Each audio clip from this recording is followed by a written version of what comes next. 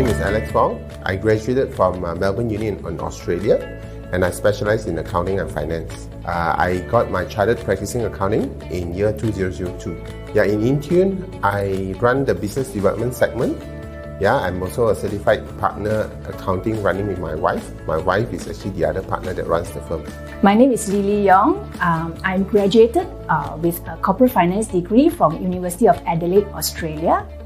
My first job is with Ernst & Young, an accounting firm, for 5 years. Then I moved on to manage an internal audit department for an Australian listed company. I'm a member of Certified Practicing Accountant Australia and also a member of Malaysian Institute of Accountants. So in Intune, I am the managing partner. I take care of the sales, business development, and also overseeing the operations at Intune. So I've been a practicing accountant for the last 20 over years. The company was started long time ago when I was still with KPMG. So during that time, I got a lot of friends who are having complication and stress when they run business.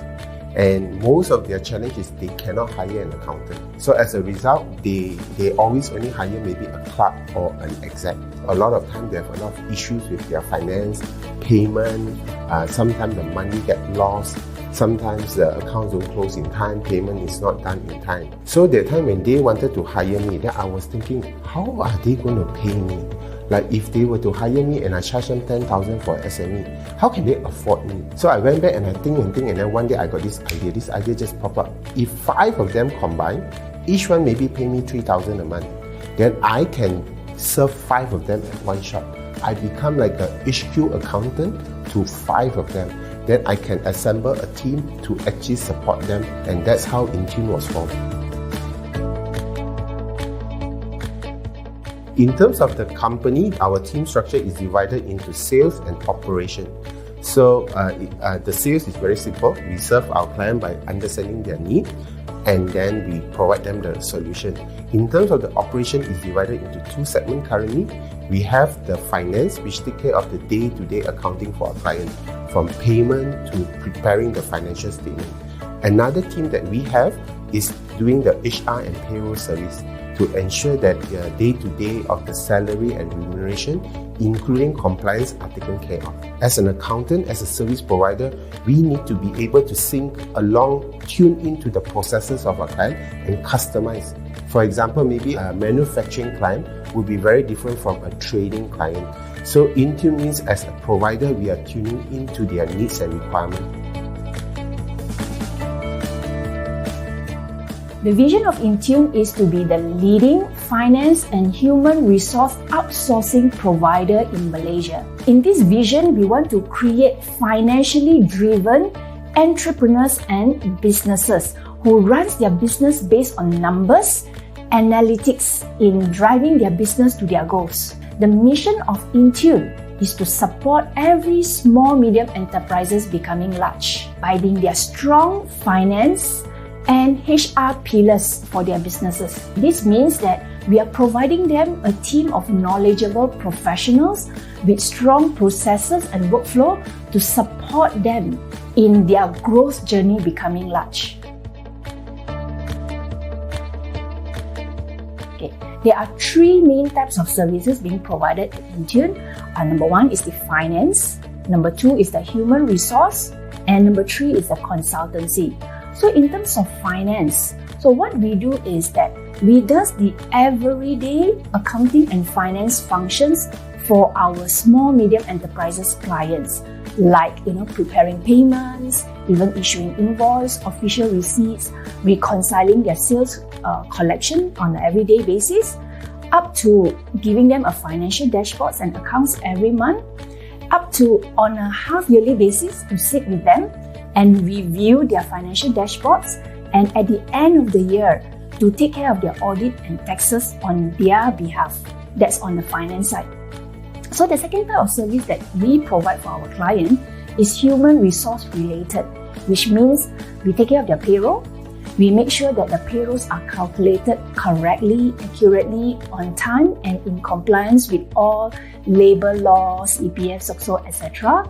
And then taking care of the leave for their staff and making sure that at year end, all the forms, all the compliance matters with Income Tax Office is complied with. So in terms of HR, we also assist our clients to issue HR related letters, like when a new staff come on board, to give them the employment letter, when they confirm, and if there's any increase in salary, bonus, we help them out with all those payments.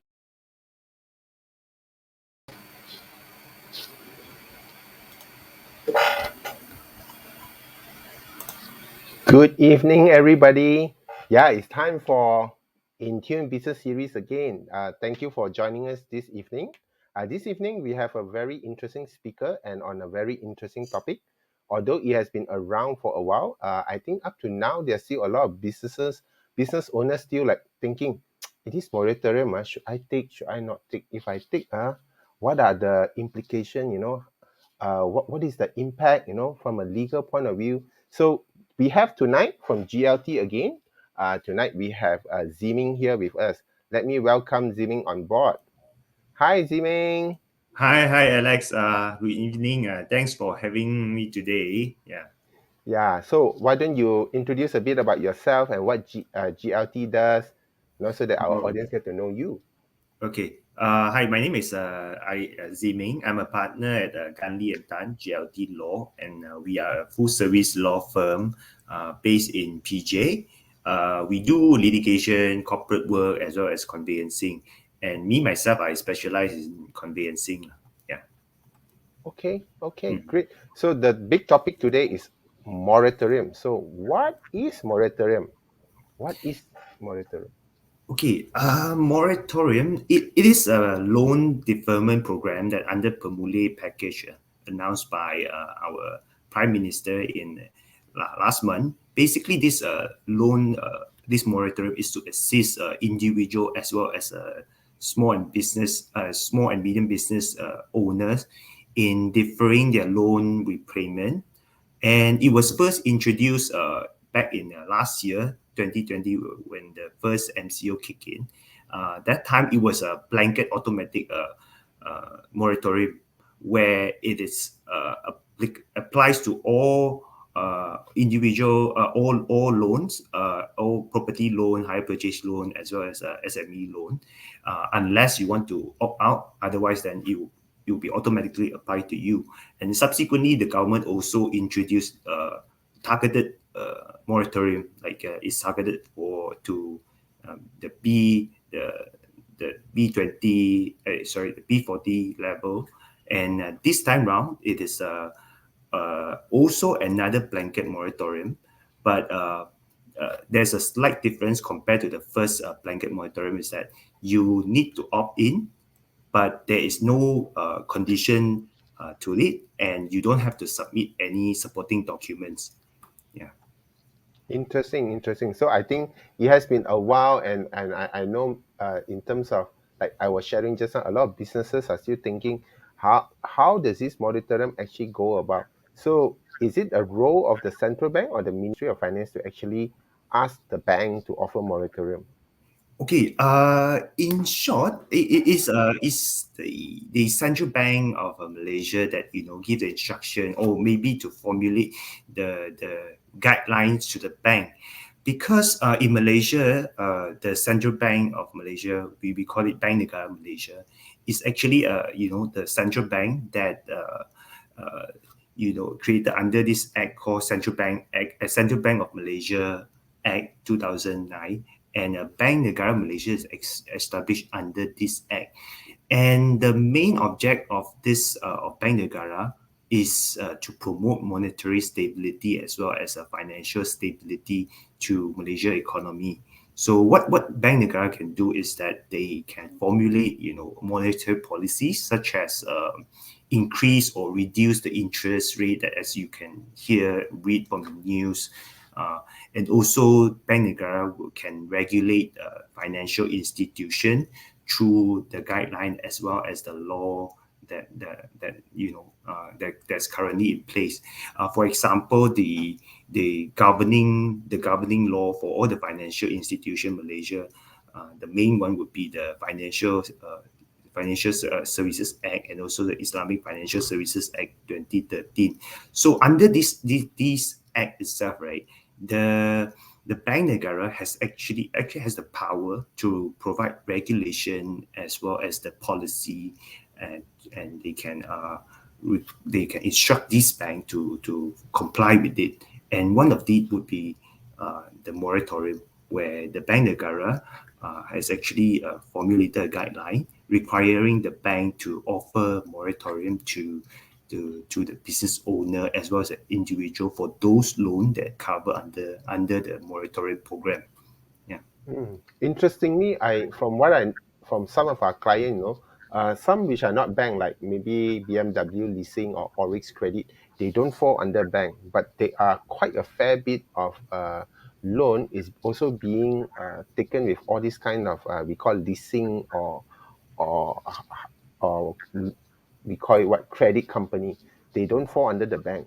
Is there a reason why Ministry of Finance only choose the bank and not choose any lender in that sense, or it's not governed under MOF? Are you aware of that? Yeah. Okay. So those credit company or leasing company, they got the license under another act itself. So, but the reason why the moratorium is granted under by the bank is because majority of the population and also the business, they take loan from the banks as opposed to from the credit agency. So yeah, most of the time when you want to buy a property, or you take personal loan, or you want to take a business loan, usually you go to the bank, because the bank will provide a better rate, and also there are more benefits given to the borrower. Yeah. So SME owner go to the bank. That's why sometimes you go through all these credit company, you don't get moratorium. So that answers one of the key questions. So in terms of legal implication, what are some of the legal implication if businesses wants to take up moratorium?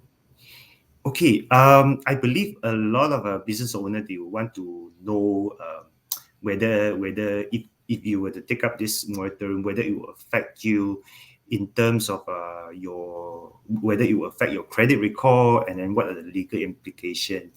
So this, if the business owner, they take up the moratorium, it will not affect your companies or your personal credit record. It will not affect your secrets.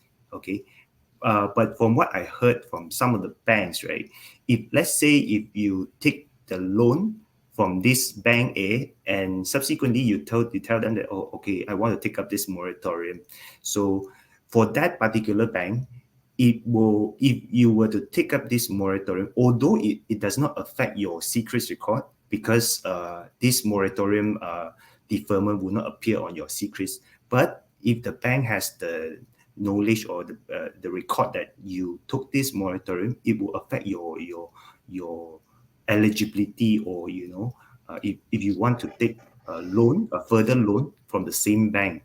But if you want to take from another bank, then the other bank would not know your record with this bank, because whatever this moratorium will not appear in your secrets. Yeah, so that's why for business owner, you have to be careful about it. Yeah. Be smart about it, lah. Be smart Yeah, about it. Yeah. Otherwise, it's like telling the bank, I don't want to pay you yet, but I still want to get more money from you. Yes. Of course, the bank, they would not want to give you, because you already told them that, hey, I may have some problem in paying your loan, and on top of that, I still want to take more loan from you. Of course, the bank, they would not want to. They would be very cautious, lah. Yeah. Okay. So what type of loans are covered under this moratorium? Okay. So this moratorium covered mainly on personal loan, hire purchase loan, or like the car loan, and mortgage loan, as well as the business. If let's say your business take up loan for working cap, to buy property, then it will fall under this moratorium as well. I see. Business loan is covered as well, or not covered? Business loan is not covered. Yeah. So it's mainly on property, lah. Mainly property. Property, personal. From what I heard, credit card also, right? They can. It's not moratorium. They can convert into a different type of loan, right? Yeah. For credit card, although it's not covered, but the bank, they will convert it into a term loan. It's similar like a personal loan, but the interest will be quite high. Yeah. So talking about interest, has always been a very interesting topic.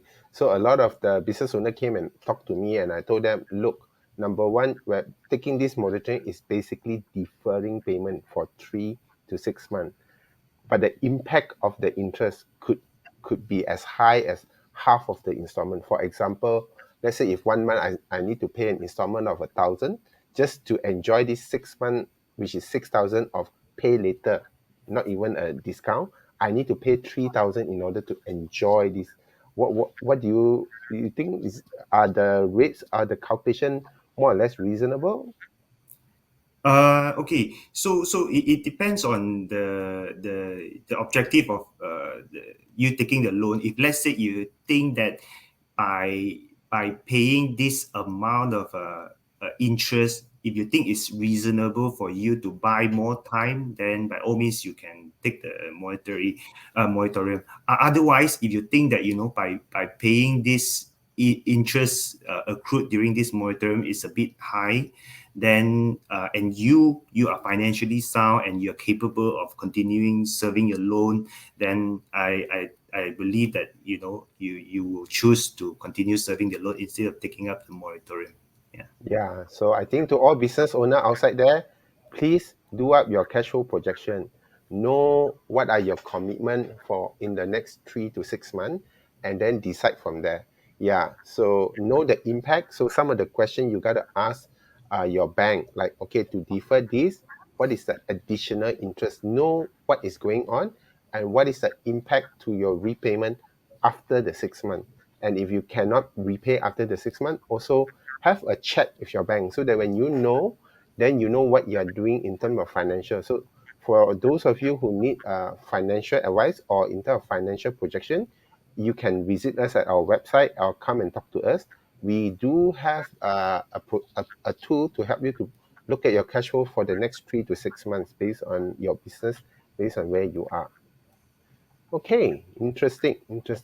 So, given that the moratorium have been a while, can SME still apply like right now? Like if they need it for August onward, can they still go and apply? Okay, the moratorium the application started in 7 July last month. If the business owner they want to apply, they still can apply now. But I also asked around, like, although there is no a policy for the time being, some of the bankers, they told me that this moratorium, it is still in force, and until the nationwide we step into like phase 2 of the national recovery plan. So, but this one is according to the banker. They say that the bank may change the policy when the whole nation go into phase 2. Because for now they are still, some of the states are in phase 1. So if business owner, if you think you may need the moratorium, I think you better go and apply now before it's too late. Yeah. Okay. And then some of them also asked me, they have applied for moratorium in July, then they realize that is actually they can afford it. Can they cancel halfway? Let's say after they opt into the moratorium. Okay. If let's say they want to cancel halfway, yes, they can do so. But you have to go to your bank, talk to your bank. That you tell your bank that your financial situation has improved, and now you want to cancel the moratorium. And then yes, the bank can do so. Okay, they allow you to do so. It's just that for the interest accrued during the moratorium period, let's say you're 2 months into your moratorium and then you decide to cancel it, then the third month onward you will start continue your paying your rent, paying your money installment like usual. Whereas for the 2 months there will be accrued interest. Yeah. Okay, so that means it's still possible lah. Yeah, So still what is possible. important for business owner is to check with your bank. Yeah, don't take things in your own hand. It's not like suka you pay, don't suka you don't pay. It's good to always have a discussion with your bank in terms of this moratorium. Where do you think all these moratorium things will go to with all our with Malaysia, given all this moratorium, you think that is something that the business owner will look into, or is something that will be prolonged? Let's say, assuming there will be a third lockdown, fourth lockdown, fifth lockdown. Well, hopefully that won't happen lah. Yeah, we all pray hard for Malaysia to get better, because now a lot of business are affected very bad by this lockdown. But for business owner, you have to take a look at your financial position and see whether you have enough cash flow, and see whether you need the cash that you can save by opting for the moratorium. If you can utilize the cash flow for some better purposes, or to sustain your business, or maybe if you can use the cash that you save to invest in some other place, then by all means you can take it. But having said that, even like in this uncertainty time, we won't know what will happen a few months down the road. So although I'm not giving financial advice, but I think for business owner, it's best that you take up the moratorium. At least you can save up some cash and utilize it for your other businesses. Yeah, you won't know what will happen. Yeah, given the uncertainty, it's definitely an option to consider lah. Having a bit extra bullet in the pocket, actually you never know what will happen. So like you feel better, it will provide a certain level of assurance, given the uncertainty that we have, the economic uncertainty that we have. Okay, I think that will be all. Is there any question from the floor? I don't see any question on the floor. If there's nothing else, I think this is just a quick sharing. Zhi Ming, thank you for your time. Thank you for your invaluable information on this. So if any one of you who needs advice on property loan, or in whether purchase or even your bank property loan, please come to GLT. The number there is displayed on the screen. Yeah, you can visit them as glt.my, right? GLT. gltlaw.my, or you can call them at 0376 21 447. And if you need any support in terms of finance or payroll outsourcing, which during this hard time a lot of people want to cut costs, you can come and talk to us at intune.my, or contact us at 012-288-2209. With that, we sign off for tonight. Thank you, Zhi Ming. Okay, thank you. Thanks for having me today. Yeah. Good night. Good night. Play out.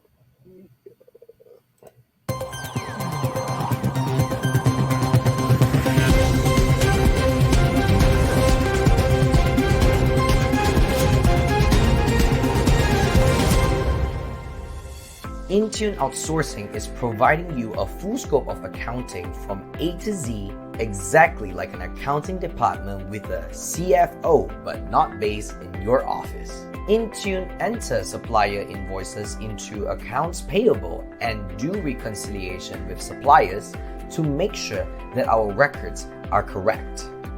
Intune also processes payments to suppliers, staff, and expenses, updating sales invoices into accounts receivable, including collection received, providing statement of accounts to clients so that they can collect and chase money from their customers, providing the financial reports, including but not limited to profit and loss, balance sheets, cash flow, debtors and creditors aging, advisory and financial coaching, including presentation of accounts, highlighting key areas and key analytics to improve and grow clients' businesses. At the year end, we represent our clients to work with their auditors and tax agents for compliance matters. Intune also represent our clients to deal with different bodies and agencies such as Income Tax Office, Customs Department, EPF, SOCSO, and other authorities for matters relating to finance, business, and HR. So if you're still facing accounting problems, you need a professional like Intune to help you. Well, get Intune to fine-tune your decision.